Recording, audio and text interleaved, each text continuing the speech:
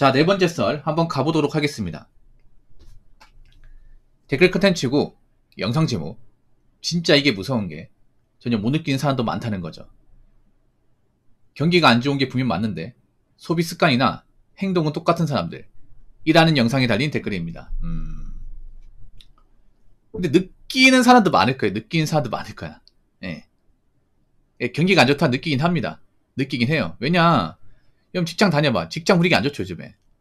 회사 분위기 좋은 데 있습니까? 우리 회사는 잘 돌아가는데, 우리 회사는 끄떡없는데 있나요?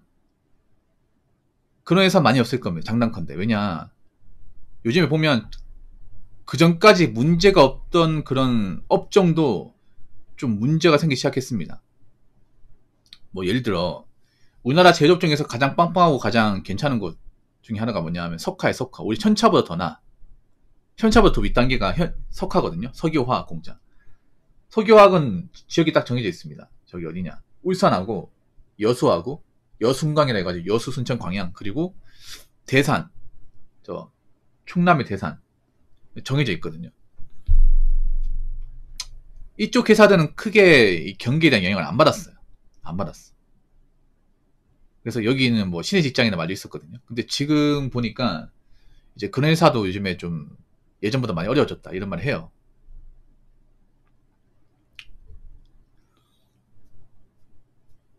그러면 뭐 다른 업종 얼마나 힘들겠냐고. 다른 업종. 저는 그 말씀을 드리고 싶은 뭐냐 하면, 우리 회사가 뭐 지금 그래도 잘 돌아간다.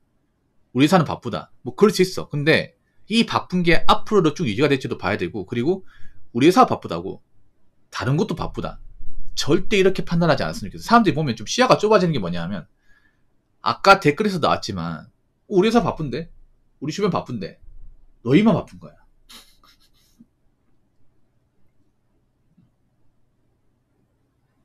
항상 잘 나가는 업종이 있고 못 나가는 업종이 있어, 이게. 근데 그 잘 나가는 게 무조건 영원하지 않습니다. 한번 생각해봐. 한때 그 건재했던 IT가 지금은 왜 좀 어려움에 처했을까? 그렇지 않습니까? 그래서 사람들이 요즘에 좀 대한민국 상황이 안 좋다는 건 다 인지하고 있을 겁니다. 그리고 이런 것들이 금방 해결이 안 될 거라는 것도 어느 정도 인지하고 있을 거예요. 그럼 이럴 때 중요한 게 뭐냐? 나는 이렇게 될 거라는 걸 미리 예감하고 충분한 대비가 돼 있었냐? 이게 정말 중요해요. 그러니까 나는 이렇게 경기가 안 좋아질 거지 어느 정도 예측을 해서 좀 돈도 좀 적게 쓰고 사치 안 부리고, 그리고 확실히 이 자리 가지고 있고, 이런 만일 사태에 대비가 되어 있냐? 이게 중요한데,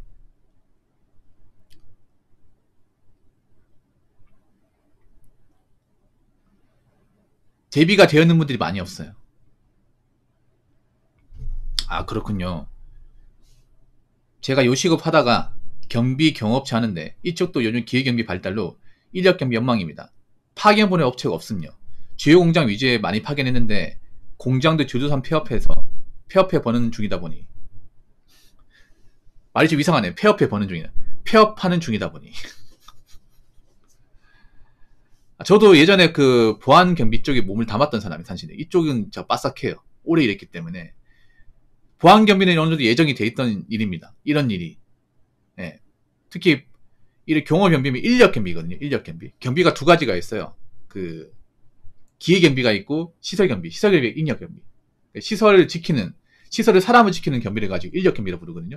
보통 공장, 빌딩, 병원, 마트, 예. 이런 것. 근데 요즘에 이런 그 경비 쪽도 많이 힘들어요.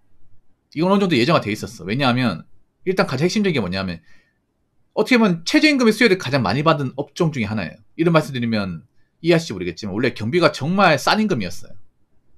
최저임금이 올라가기 전까지는.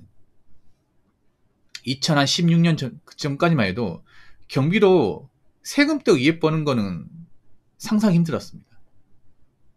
근데 최저임금이 가파르게 올라가면서 어떻게 보면 수혜를 입은 업종 중에 하나예요. 몸값이 좀 많이 올라갔어. 근데 문제는 뭐냐 하면, 이 몸값이 많이 올라가다 보니까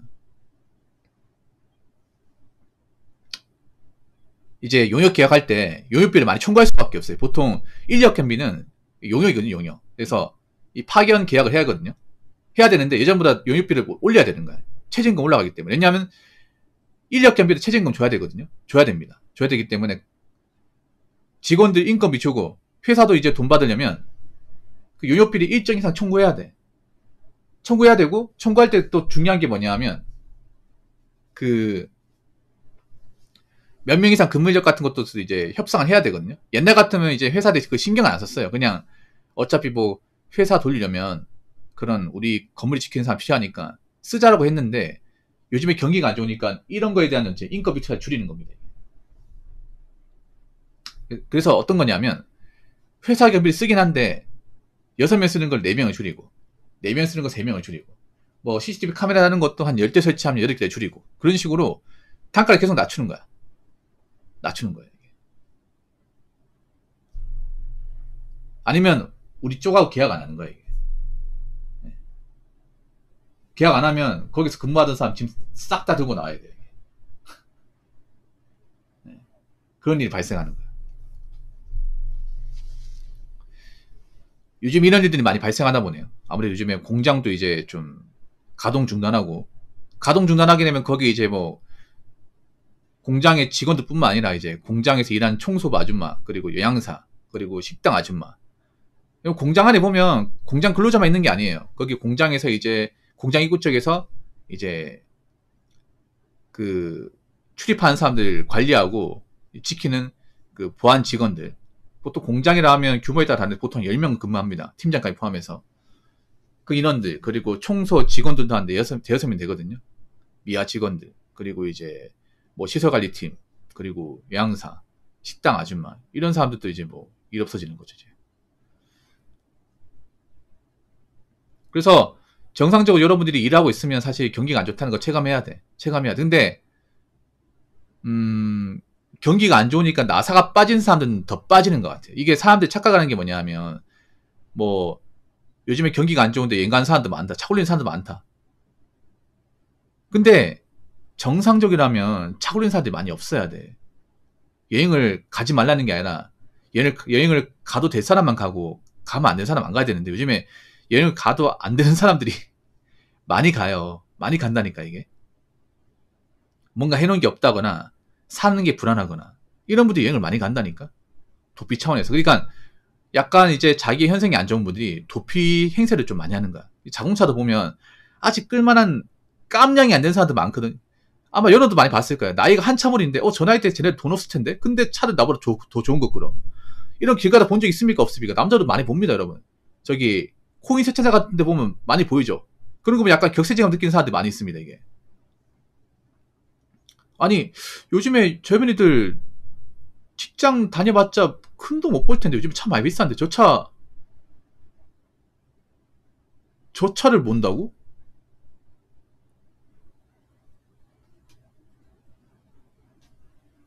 이상하다. 저 나이 때 대부분 직장이 돈 벌어봐 200에서 250 사이인데 어떻게 몰까요? 예, 프라이브로 먹겠지 프라이브로. 그러니까 요즘 남자들도 그런 거예요. 뭐냐 어차피 내 능력 결혼 못할 텐데 차나 좋은 거 끄자. 이딴 마인드 가지고 있는 사람들이 많은 거예요. 예, 어차피 내 능력 가지고 뭐 누구 건사 못 시킬 건데 어차피 집도 못 사는데 뭐하러 힘들게 살아. 서울은 그런 사람 더 많을 거세요. 서울은 워낙에 집값 비싸니까 서울은. 그리고 제 생각인데 신림 봉천에 살 정도면 소득이 그렇게 높지 않을 겁니다. 예. 그 신림 봉천 쪽이면 소득이 엄청 낮아요. 거기 평균 소득이 제가 알기로 3천만 원 초반입니다. 서울인데. 예, 그 서울은 지역별로 소득 격차가 엄청나게 심해요. 예. 엄청나게 심해. 거의 그 강남 3구 마영석 쪽이 그 사람들이 평균 소득을 다 끌어올리는 거야, 이게. 거의 다. 신림 봉천 쪽은 또 지방 출신들이 많거든요. 지방에 상경한 사람들이 많아요. 지하 세계? 모르겠습니다, 뭐. 그 사람도 인생이니까 그 사람 나가 사는데, 걱정되긴 하네요. 자, 댓글 한번 읽어보도록 하겠습니다. 잠깐만요. 돈하셔가지고. 템페스트님 슈퍼챗 만원 감사합니다.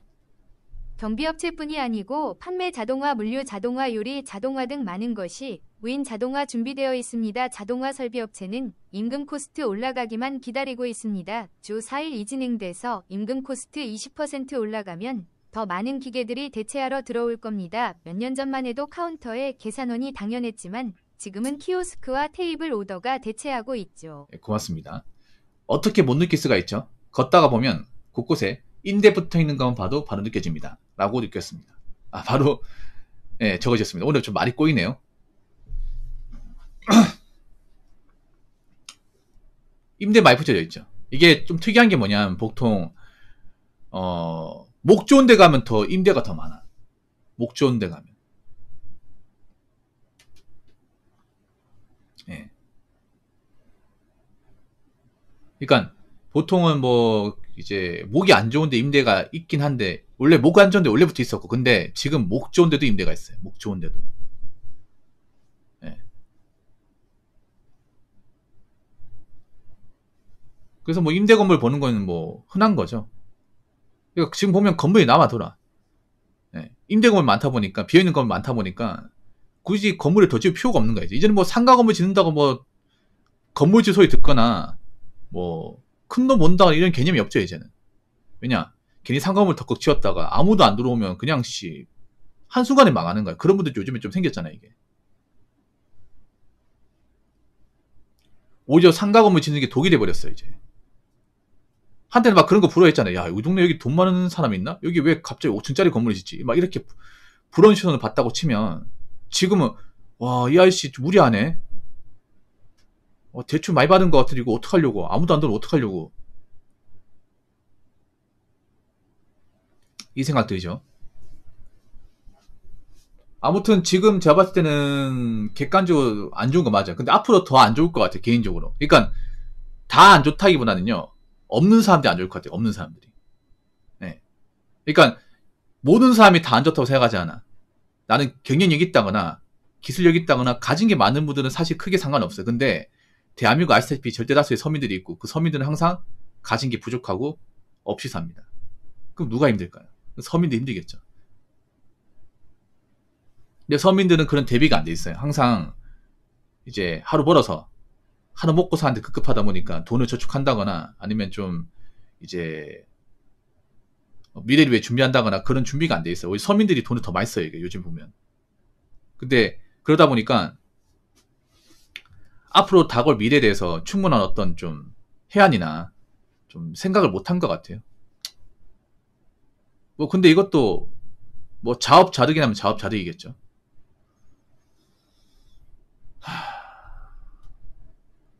아무튼 뭐 저는 그렇게 생각해요. 뭐